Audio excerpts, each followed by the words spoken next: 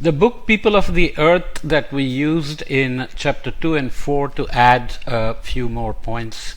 I'm using it here, and it has many chapters on the Holocene civilization, so I'll add all of them here. Let's start with this one on the chapter called After the Ice, so end of glaciation in Europe and Southeast Asia. Again, looking at the time scale here, back to the beginning of the Holocene and climatic change. So we came out of the Younger Dryas, warmed up quite a bit, went through a little blip in the 8200 year event, which should be somewhere here. Not so obvious in this generalized schematic kind of thing, but you can see the Holocene optimum, a little cooling there, and then you don't see details of the later periods, which we'll come back to in the following podcast. So we're looking at Europe and Southwest Asia, sorry, not Southeast.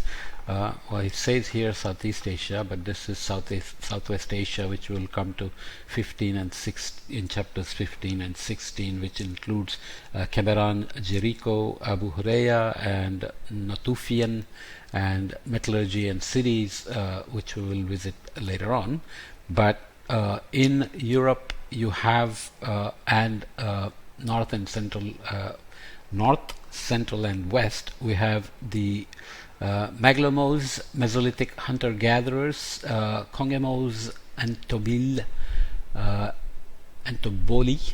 I mean, these are names of sites that we are not necessarily remembering anyways, but you can see there are uncertainties in some timings, but pretty certain about some others. The Holocene, of course, is marked by the start of the agriculture and the increase in fertility, settled communities, and increase in population. So increase in the world population during the Ice Age matched against carrying capacity of the globe for humans. So you're looking here at population in millions and time, going from 1 million years ago to the beginning of the Holocene. Carrying capacity is something that's estimated. Essentially, you can do it as the primary production or crops and so on. So this is geographic expansion into deserts, polar regions, and tropical forests, and broad spectrum of adaptation here. This is an estimate in the sense we don't actually know what is the carrying capacity. That may depend on, for example, details like who hoards, who shares, equitable distribution of the natural resources, and so on and so forth. But what is clear is that the population remained fairly low, well below couple of million for a long time, and 100,000 years ago, as the hominins began to colonize different parts of the world except the New World, they began to increase, maybe reach 2 million by 30,000 years ago, and then there was a much sharper increase from 30,000 years ago to 13,000 years ago, with the crossing into the New World happening around 15,000 years ago here, and then we are in the beginning of the Holocene here, which of course after the Holocene more recently increasing lifespans and so on have produced some super exponential population growths since the 70s, but now we are again flat in or decreasing in terms of fertility rates across most regions, with many countries reaching negative population growths because of educated women not wanting to have children, for example. So just to summarize this without going into too many details, I'll just read off the summary from the book. The Ice Age ended after 15,000 years ago, ushering in the beginning of the Holocene period.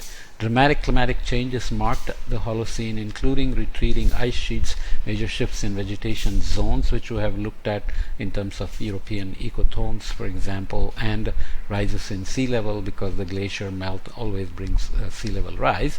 Many large mammal species became extinct, and the debate, of course, is whether this began to drive the need for domestication of not only animals but also crops, grasses, grains, cereals, and so on. Hunter-gatherer societies throughout the world developed highly localized adaptations to new, less predictable conditions, with a more intensive exploitation of food resources, and many areas a trend toward more permanent settlement, the use of storage technologies, and more complex societies. So this complexification it comes up in many contexts. Nonetheless, the pre-Holocene period had this highly variable temperature, and a drop in availability of animal meat may have driven towards some mix of foraging of available food sources, but also attempted agriculture, which may have failed because of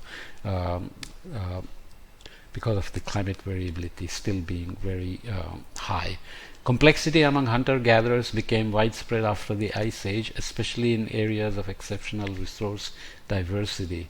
Controversy surrounds the issue of complexity, with one school of thought arguing for a connection between resource diversity and abundant, diverse food supplies, and the other considering fishing a strategy of last resort resulting from population pressure and shortage of other foods. Alternatively, it may be due to rapid environmental change. So we looked at some typographies of how sea level change and coastal dynamics may have created special coastal habitats where fishing may have been more favorable and could have been because of a last resort from population pressure and shortage of other foods, or maybe also exploration of newly available resources. This increased social complexity is well documented in the Mesolithic culture of Scandinavia, where groups exploited maritime resources and birds extensively. So there you go. Such increases in social complexity were marked by higher population densities, more intensive food exploitation, and more long-distance exchange, as well as greater social ranking detected in burial ornaments. These shifts also appear in the eastern Mediterranean region of Southwest Asia, especially among the Naufian people, who were intensive foragers of wild cereals and nuts, as well as expert gazelle hunters. Such intensification of the food quest and greater sedentism pre-adapted many groups for adopting agriculture and animal domestication.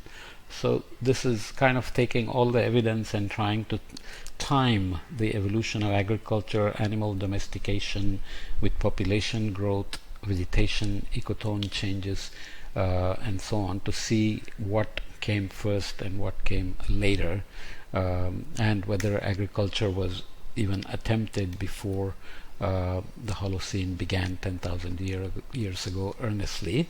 But it's obvious that the pressure in terms of food resources and increasing population was happening already before the before the last glacial maximum was reached around 21,000 years ago. So by 30,000 years ago, there are already evidences of increasing populations, and of course colonization across, and multiple Homo species being around till the last of the Neanderthals went extinct, and maybe Floresians as well by 18,000 years ago, and so on. So these timelines may change as new evidences emerge. There are always explorations of new sites. There are always new sites found accidentally as well in places like Israel, for example, or that part of the world where lots of archaeological evidences tend to be found. Okay, so I'll come back and add some details of other civilizations from the book People of the Earth as we go forward.